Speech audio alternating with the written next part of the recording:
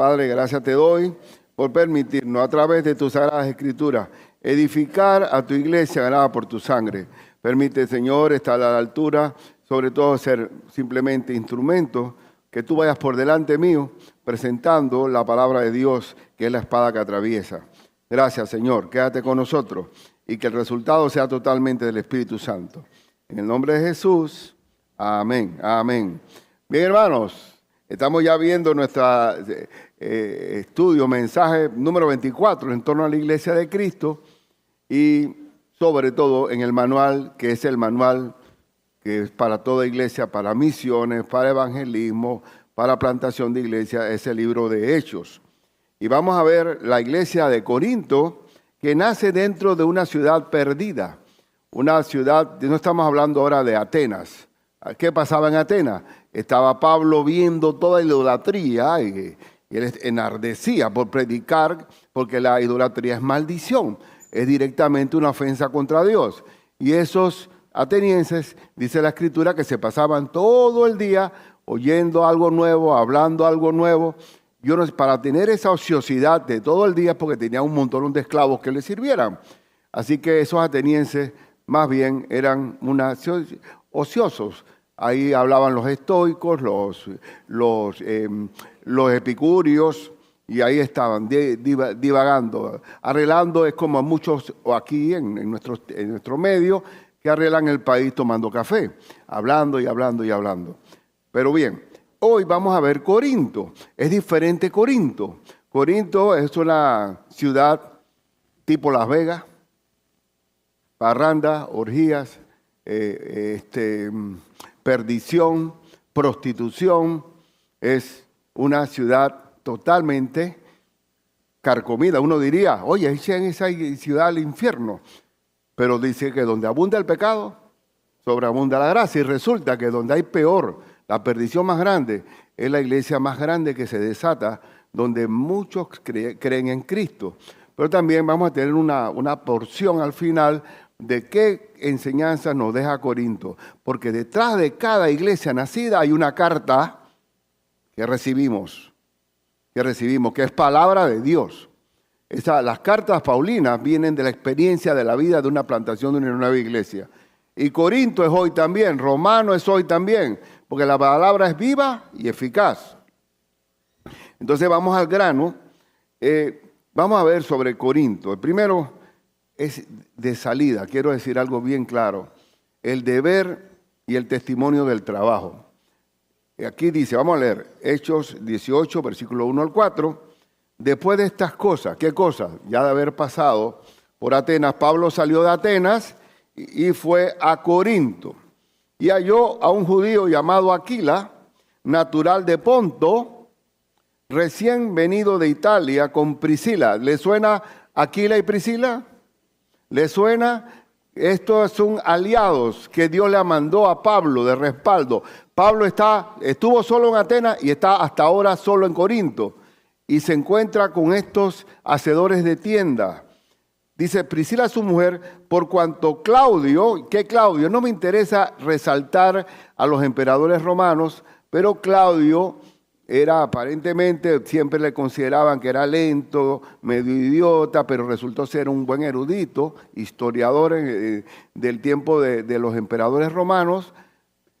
Pero, como todos los romanos, Claudio se dice y se ha confirmado en gran medida que también fue envenenado. La mayor parte de todos estos emperadores sufrieron una muerte atroz, pero Cristo nunca puede ser detenido. El avance del evangelio es imparable. Y Claudio dice que había mandado a todos los judíos que saliesen de Roma. Fuera los judíos. Hermano, el pueblo judío a lo largo de la historia siempre ha sufrido persecución, opresión, hasta que verdaderamente que Cristo sea reconocido por ellos. Pero dice, y fue a ellos, o sea que Aquila y Priscila salieron de esta persecución de Claudio, fue a ellos Pablo, y como era del mismo oficio, ¿de qué oficio? De hacer tiendas, se quedó con ellos. Y trabajaban juntos. Pues el oficio de ellos también que era hacer tiendas. Entonces, Eso solamente un inciso. Aquí vamos a hacer un paréntesis aquí. Hermano, esta iglesia de Corintios creció grandemente, pero también Pablo le tocó trabajar conjuntamente con Aquila y Priscila haciendo tiendas. Cuando uno tiene contacto con la gente a través del trabajo, tiene una manera de poder testificar de Cristo. Cada uno de nosotros tiene a través de su trabajo un contacto con alguien, ¿sí o no? Yo fui ganado en mi trabajo y yo espero que tú tengas la oportunidad de testificar a esa gente que trabaja contigo 8 horas, que quizás sea la única oportunidad que tienen de conocer a Cristo, que tú abras la boca y hables de Cristo. Pero recuerden que es muy importante tener un buen testimonio. Nosotros tenemos el derecho de hablar si el testimonio nos respalda. Entonces, dice que se quedó con ellos trabajando y recuerden que crecieron. Pablo y Aquila y Priscila fueron colaboradores de Pablo haciendo tiendas y después se convirtieron. ¿Quiénes fueron los que se encargaron de aclarar a Apolos sobre la doctrina? Aquila y Priscila. Aquila y Priscila le dijeron a Apolo aparte, oye, estás incompleto, te falta conocer esto, porque Apolo solamente conocía el bautismo de Juan. No estoy hablando correteado, pero es importante que sepan que estas personas, Aquila y Priscila, se convirtieron también en colaboradores muy importantes para Pablo. Y dice, con relación al trabajo, recuerden algo, hermano, con relación al trabajo, vamos a ver, léanse 2 Tesalonicenses 3, 6 al 12. Hermanos, dice así, pero os ordenamos, hermanos, en el nombre de nuestro Señor Jesucristo, algo bien solemne, que os apartéis de todo hermano que ande desordenadamente y no según la enseñanza que recibiste de nosotros. ¿Qué es andar desordenadamente aquí en esta porción? Dice que, porque vosotros mismos sabéis de qué manera debéis imitarnos, pues nosotros no anduvimos desordenadamente entre vosotros, ni comimos de balde el pan de nadie. Hay que trabajar, sino que trabajamos con afán y fatiga día y noche, para no ser gravosos a ninguno de vosotros, no porque no tuviésemos derecho, sino por daros nosotros mismos un ejemplo para que nos imitaseis. Tenemos que trabajar. Hay que trabajar porque también, inclusive, hermanos, yo fui ganado dentro del trabajo y también hay hermanos aquí que nos conocimos dentro del trabajo y están aquí conmigo, con Cristo. Es importante. Nuestro hermano Randy, por ejemplo, que estuvo 20 años allá en Argentina. Cuando Randy llegó a Argentina, él mismo me cuenta que él era especialista en transmisiones de carro. Se vino, ¿cómo fue? Se abrió toda una oportunidad de ayudar a mucha gente en la reparación de los carros. Inclusive conoció mucha gente a través de los carros. Entonces, el trabajo es una forma directa. El trabajo es parte de nuestro ministerio. Nosotros no somos... bueno, es que cuando estoy en el trabajo y cuando estoy en la iglesia, entonces estoy en la obra del Señor. No, somos misioneros a tiempo completo. Tiempo completo. Bendito sea la construcción del Canal de Panamá. ¿Por qué Panamá no se parece ni a Colombia, ni a Venezuela, ni a ninguno de los suramericanos? ¿Qué fue? ¿Cuál es la variante de Panamá? En que con el Canal de Panamá vino el Evangelio. Hubo iglesias bautistas, metodistas, hubo todo tipo de iglesias que compartieron la fe, que conocieron al Señor en el trabajo. Y por eso es la parte, detrás del trabajo puede venir la testificación de Cristo. Porque es una bendición. Trabajar es una bendición. Y es más. Dice que, porque también cuando estábamos con vosotros, os ordenábamos esto. Si alguno no quiere trabajar, tampoco coma, y eso incluye a nuestros hijos. ¿Oíste? Ahí el principito, la reinita, ponlo a fregar los platos. Oye, el que no quiere trabajar, que tampoco coma, hermano. Eso hay que enseñarlo desde chiquito. Entonces, es importante, hermano, que uno dirá, bueno, pero el trabajo es algo secular y que cuando estoy en la iglesia estoy en algo espiritual. Falso. falso de toda falsedad. Y déjeme decirle que muchos esclavos en la antigüedad se convirtieron en pastores de sus amos a través del ejemplo del trabajo. Del ejemplo del trabajo. Entonces uno testifica y es más, son 8 horas trabajando. A veces aquí en Panamá pasamos más tiempo con los compañeros de trabajo que en la casa, porque llegamos tarde del tranque que tenemos. Y entonces, y lo peor, cuando la mujer también trabaja, qué horrible. Verdaderamente que queremos tener un televisor de pared a pared, pero la marido y mujer se vienen nada más a acostar al final del día. Qué terrible desgracia. Pero bueno, estamos hablando del trabajo. El que no quiere trabajar, que tampoco coma. No va a decir, bueno, vamos a quedarnos aquí, porque la iglesia de tesalonicense es una iglesia que pensaba que ya Cristo venía a la vuelta. Oye, vamos a esperarlo aquí y no hacemos nada. No, tenemos que trabajar como la hormiga. ¿Y por qué? Porque el trabajo testifica de uno, habla de uno. Bien. Dice, porque oímos de algunos que algunos de entre vosotros andan como desordenadamente, no trabajando en nada. Y dice, sino entremetiéndose en lo ajeno. El problema del ocioso, del vago, es que va a tener tiempo para bochinche, para la murmuración. Porque el que no hace nada, cuando tú tienes mucha gente y poco trabajo, ¿qué es lo que va a haber en ese lugar? A ver, ¿usted qué piensa? Uy, cuando hay mucho trabajo, que uno descuelga el teléfono y el otro lo cuelga, eso ahí tiene que haber siempre más trabajo que gente, porque si no es una bochinchera y una murmuración constante. Entonces, el trabajo edifica. El trabajo es un regalo de Dios. ¿Qué dice la Biblia? El que hurtaba, no hurte más, sino trabaje, para que tenga que compartir con el que padece necesidad. Bueno, yo tenía así a los tales mandamos y exhortamos por nuestro Señor Jesucristo que trabajando sosegadamente coman su propio pan. Y trabajo de trabajo, no importa dónde. Si nosotros estamos, por ejemplo, emigramos a los Estados Unidos, ahí no hay trabajo. De repente queda de que no puedes hacer un trabajo de babysitter. Vamos a hacer un trabajo de barrer calle, vamos. Entonces, cuando trabajo es trabajo. Lo importante es siempre estar trabajando. Porque también, si tú estás en un lugar desconocido, que nadie te conoce, ¿cuál va a ser tu testimonio? Tu trabajo. Es el que va a hablar de ti. Así que el trabajo siempre, bendito sea el Señor, es una sabiduría. Ya, terminamos ese punto. Pablo se encuentra ¿con quién? Con Aquila y Priscila, que son compañeros de milicia en el Evangelio y también compañeros de trabajo. Y ahora vamos al segundo. En esta ciudad de Corinto hubo una gran cosecha. En esta ciudad tipo Las Vegas, hubo cosecha. Uno a veces dice, ese pecador, ¿cómo se va a convertir a Cristo? Cuidado, el pecado no da dividendo, el pecado trae tristeza.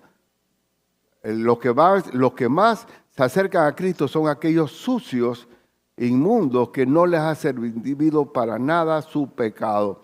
Así que vamos a leer aquí. Dice, y cuando Silas y Timoteo, ahora sí aparece Silas y Timoteo, vinieron de Macedonia, ¿qué estaba haciendo Pablo? Esperando allí que vinieran sus compañeros. No, estaba haciendo tiendas con Pablo, con Aquila y Priscila, y estaba ¿qué? Entregado por entero a la predicación de la palabra.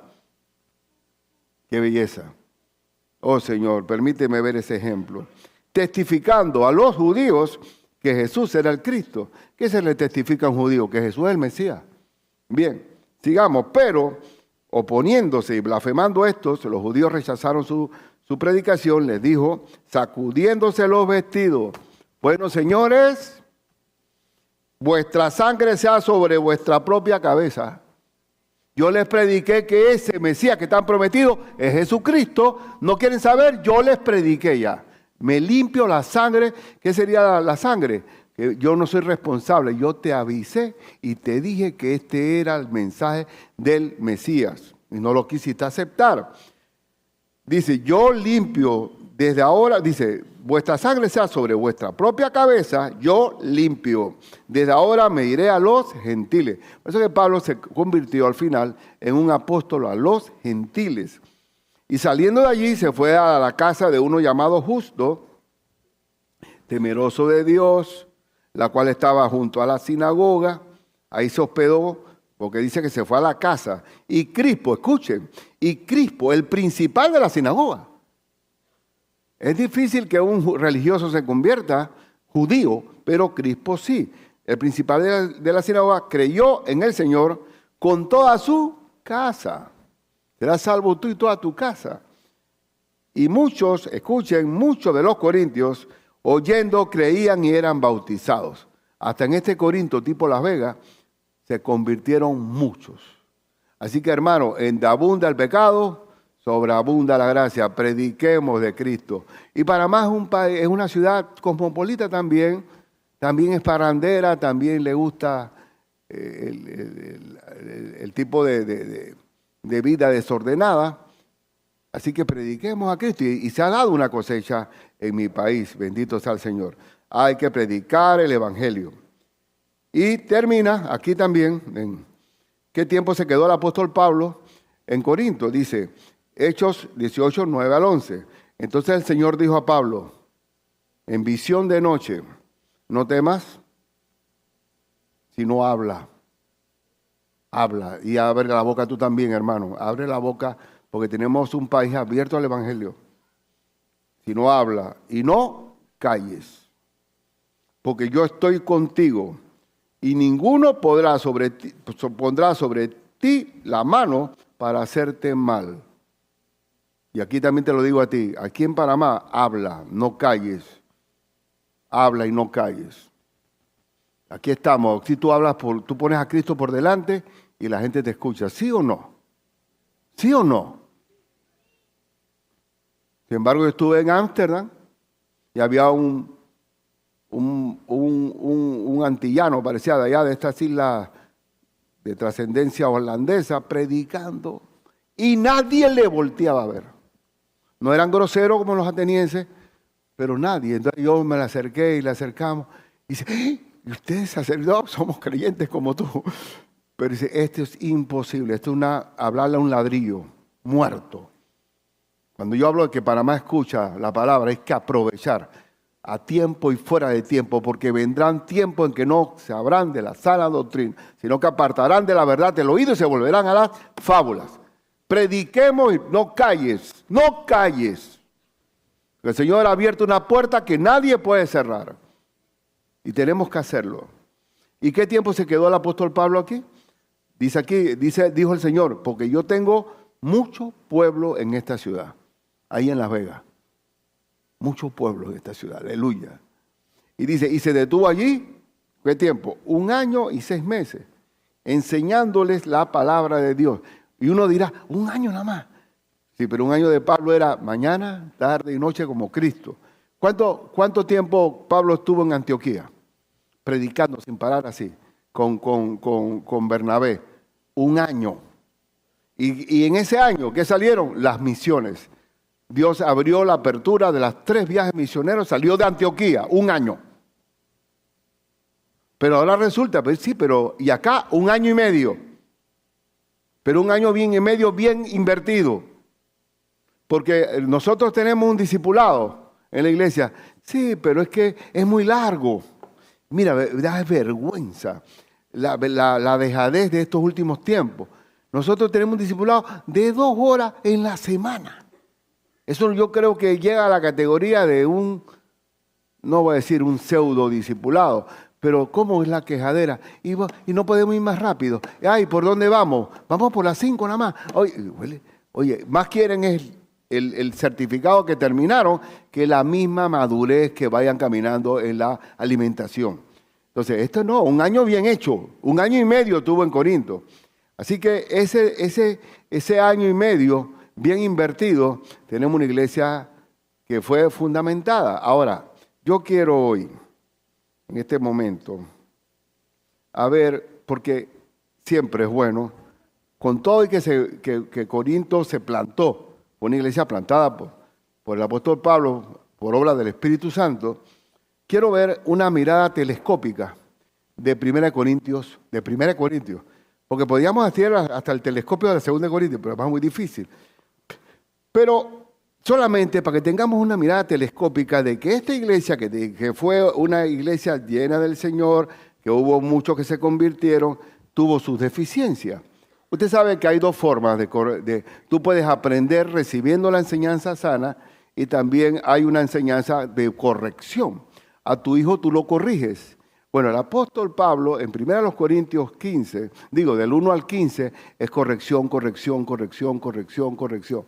Es una iglesia de niños espirituales. Y vamos a ver así, en mirada telescópica, una mirada a 1 Corintios para que también nosotros nos veamos en ese espejo.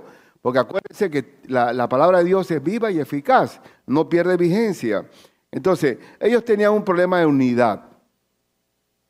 Una unidad. ¿Cuánta doctrina hay de Cristo? A ver, ¿cuánto sería la doctrina de Cristo? ¿Cuántas son? ¿Son varias?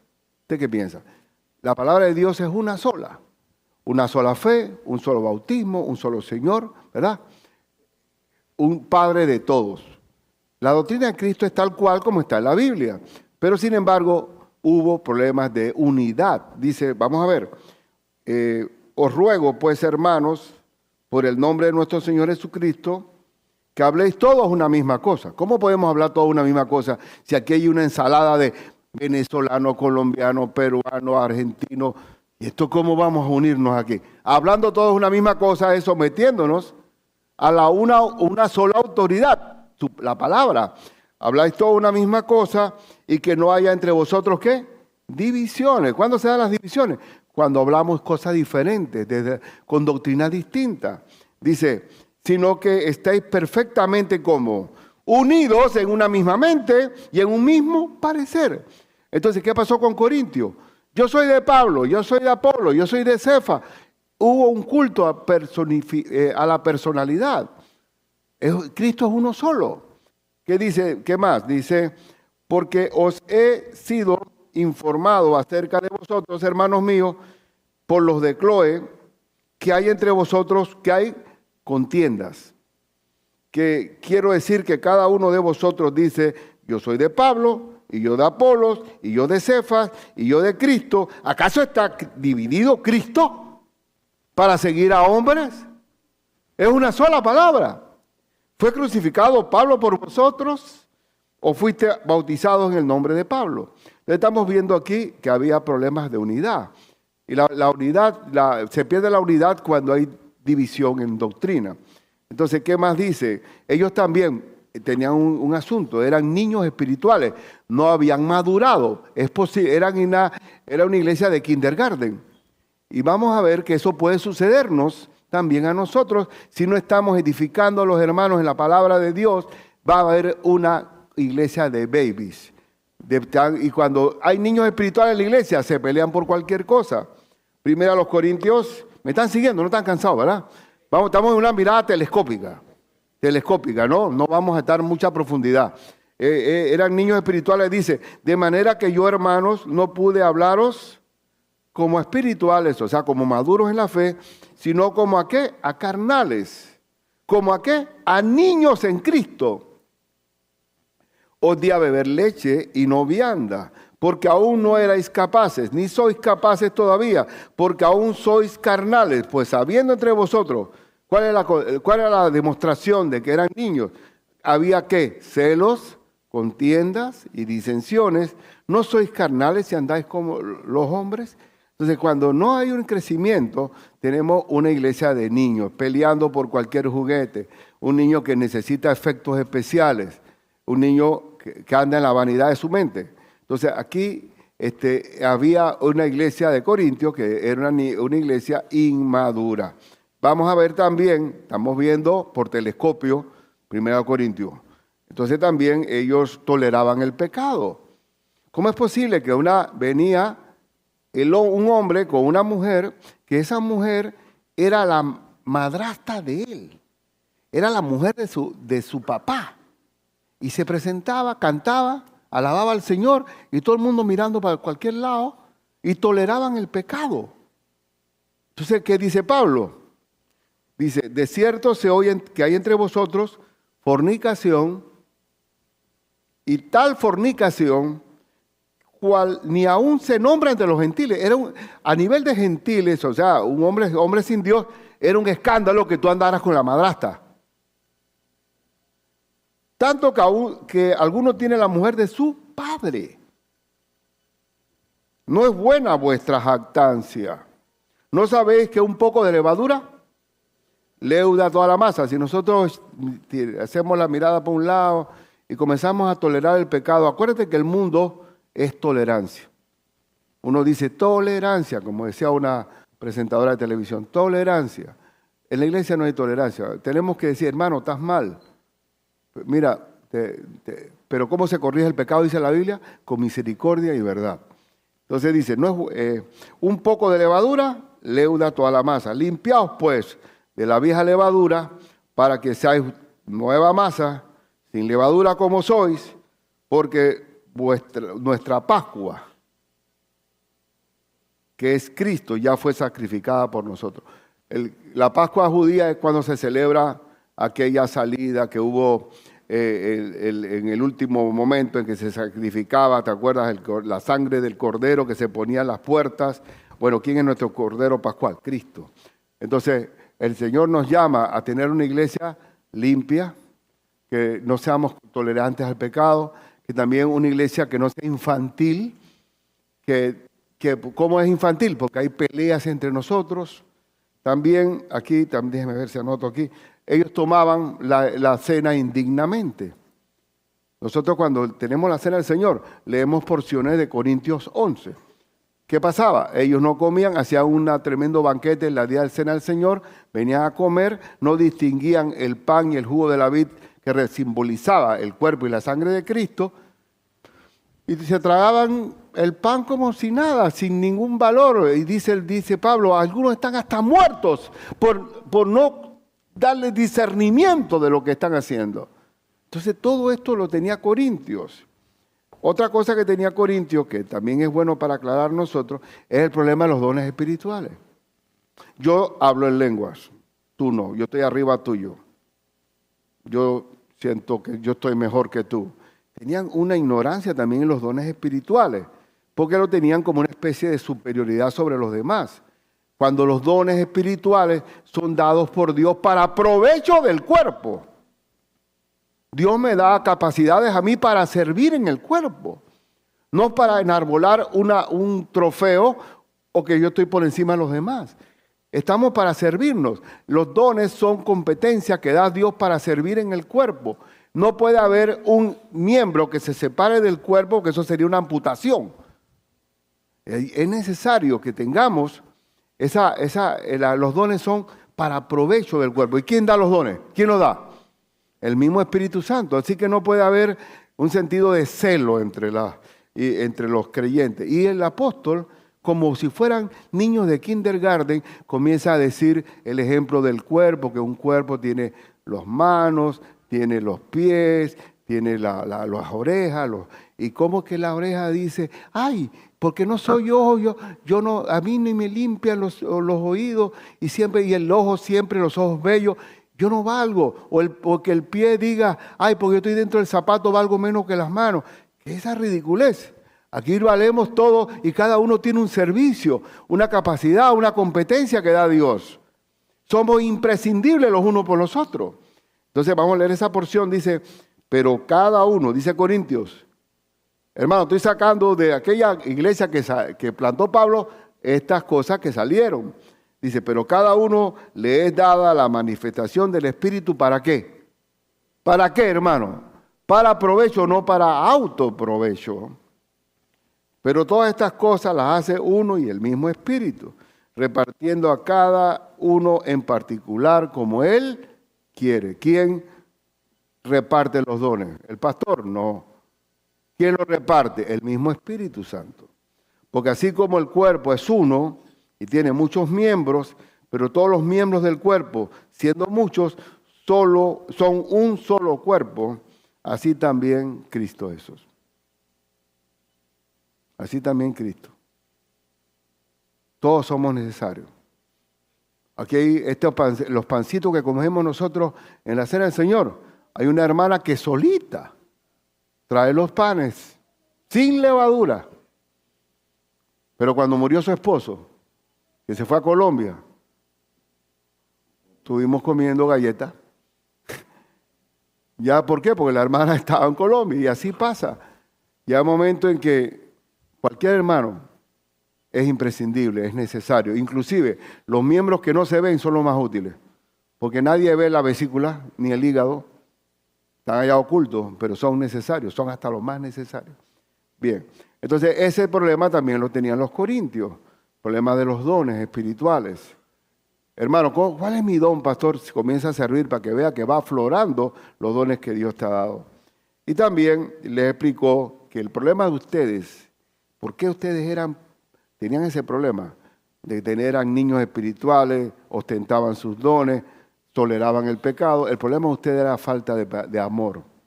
El problema, inclusive de toda la iglesia de Cristo, todas nuestras relaciones se basan y deben ser revestidas por el amor. Por el amor. Entonces, el gran capítulo 13, el verdadero don que faltaba era el don de amor, el amor. Entonces dice que en 1 Corintios 13, el amor que es sufrido, es paciente, significa allí, es benigno, siempre amable. El amor no tiene envidia, el amor no hace nada, no es jactancioso, no se envanece, está hablando de la niñez de ellos. No hace nada indebido, no busca lo suyo, no se irrita, no guarda rencor, no se goza de la injusticia, mas se goza de la verdad. Todo lo sufre, todo lo cree, todo lo espera, todo lo soporta. Y dice más adelante, cuando yo era niño, hablaba como niño. Hay iglesias y muchos hermanos que son niños. Hablaba como niño, pensaba como niño, jugaba como niño, mas cuando ya fui hombre, cuando ya madurez, dejé lo que era de niño. Y eso es lo que ocurre, que nosotros tenemos que hacer que invertir tiempo de edificación en cada alma para que deje la niñez. Porque todos tenemos un arrastre de niñez. Yo tengo la mía y ya Dios va ido poco a poco, porque eso se llama el proceso de santificación. Bien, y por último, recuerden que es algo telescópico. Estamos viendo por telescopio la luna. No es microscópico, telescópico. ¿Están cansados por el telescopio? Bueno, en el último capítulo, en cuanto a Corintios, 1 Corintios, qué lío más grande. ¿Cuál es el evangelio de Cristo que es? Que Cristo vivió, que fue crucificado por nuestros pecados, que fue sepultado y que resucitó al tercer día. Ese es el evangelio. Pero ¿cómo era posible? ¿Cómo se infiltró que ellos no creyeran en la resurrección? Que la única forma de resucitarse es que Cristo viniera y ¡rum!, nos llevara a todos.